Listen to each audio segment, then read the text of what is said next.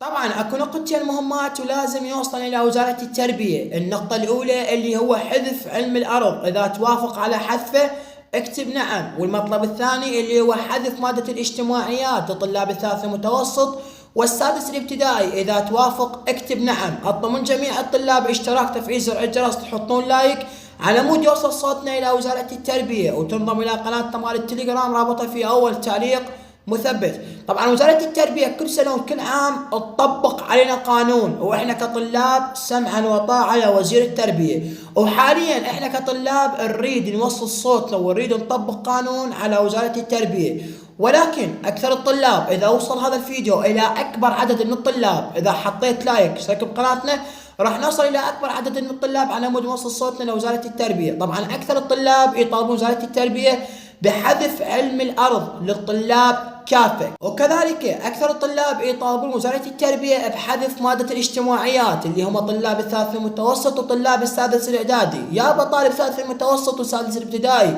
ليش تريد تحذف اجتماعيات؟ والله صعبة. وطبعا هذا من حق الطالب، يعني الطالب اذا عنده ماده صعبه لان الصوت بالمدرس، المدرس ما جاي يوصل له المعلومه بالصوره الصحيحه.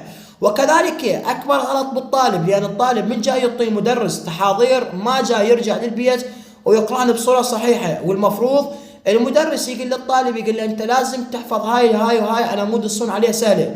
بنهايه الفيديو قدر تعبنا، اشترك بالقناه، تفعيل زر الجرس، انضم لقناتنا مال التليجرام وحط لنا لايك، ودمتم في امان الله.